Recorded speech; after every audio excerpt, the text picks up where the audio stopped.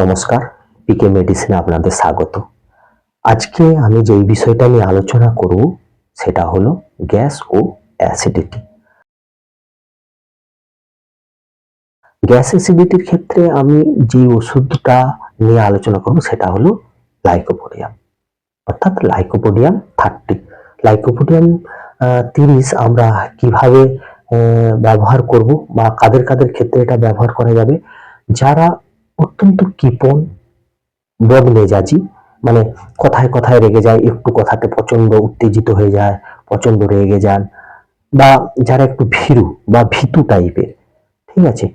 ভীতু বলতে যেমন ধরুন বাড়িতে যদি কোনো নতুন একজন অতিথিরা আসে বা নতুন কোনো লোক আসে তাহলে সে ভয় পায়, একা থাকতে একদমই পারে না, অন্ধকারে একা কোথাও যেতে পছন্দ করে না, বা যারা একটু আনন্দে চোখে জল চলে আসে, আনন্দ করতে গিয়ে চোখ দিয়ে অনবরত জল বেরিয়ে যায়, বা গরম কাতর, মানে গরম একদমই সহ্য করতে পারে না, তাদের ক্ষেত্রে আমরা এই লাইকোপোডিয়াম ব্যবহার করতে পারি।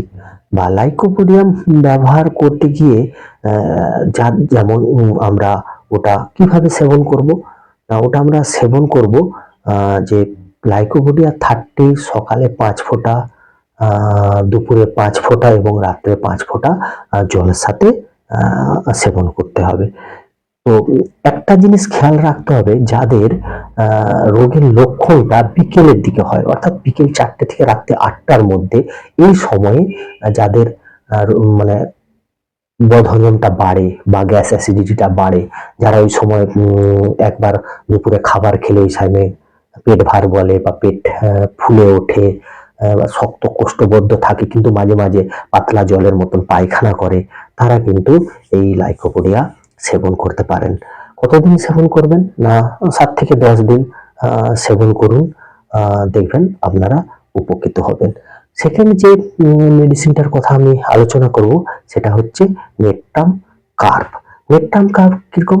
না, যারা হচ্ছে গান বাজনা একদমই পছন্দ করে না, কলহ পছন্দ করে, অর্থাৎ ঝগড়াঝাটি তাদের খুব প্রিয়, কিন্তু তারা কখনো গান বাজনা শুনতে ভালোবাসে না বা পছন্দ করে না। দুধ খেয়ে বদহজম, দুধ একদমই সহ্য করতে পারে না, দুধ খাওয়ার পরেই বলে মুখে টক ঢেকুর দিচ্ছে, পেট ফুলে উঠছে, পেট ভার, এই টাইপের রোগীর ক্ষেত্রে আমরা কি করব? না, নেকটাম কার্ভ 30 ব্যবহার করব। তো সেই নেকটাম কার্ভ 30 কখন কখন খাওয়া যাবে? না, সকালবেলা 5 ফোঁটা এবং বিকেলবেলা 5 ফোঁটা আপনারা জলের সাথে সেবন করতে পারেন। কতদিন? না, এটা 7 থেকে 10 দিন আপনারা ব্যবহার করতে পারেন। পরবর্তী যে মেডিসিনটার কথা বলবো সেটা হচ্ছে ইপিকাক। ইপিকাক 30। ইপিকাক 30 কাদের ক্ষেত্রে ব্যবহার করা যাবে?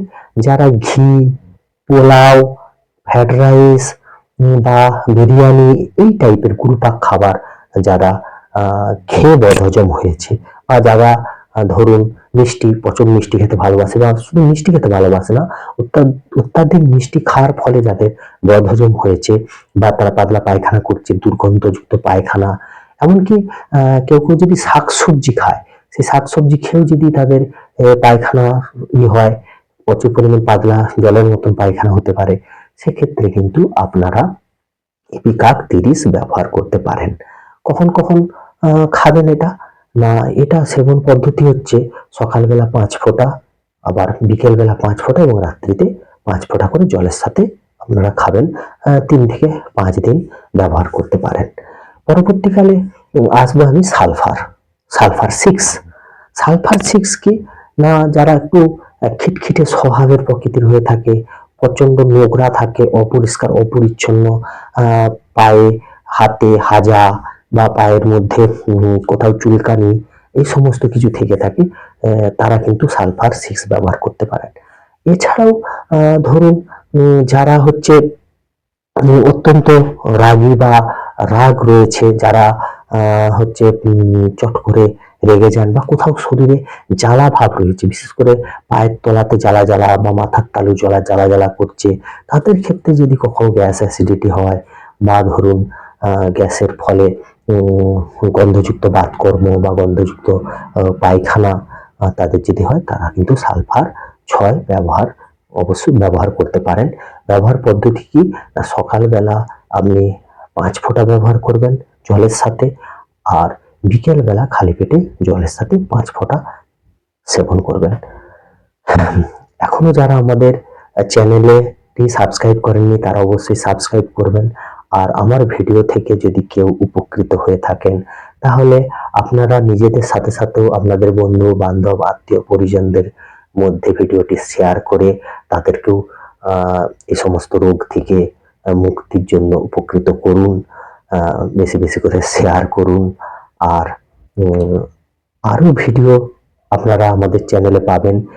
ইভেন কি যারা মনে হচ্ছে যে আমরা প্রেসক্রাইব করব, অর্থাৎ প্রেসক্রিপশন করে আমরা ওষুধ সেবন করব, তারা আমাদের ভিডিও ডেসক্রিপশনে হোয়াটসঅ্যাপ নাম্বার দেওয়া আছে, ওই হোয়াটসঅ্যাপ নাম্বারে গিয়ে আপনারা আপনাদের ডিটেলসটা পাঠাবেন।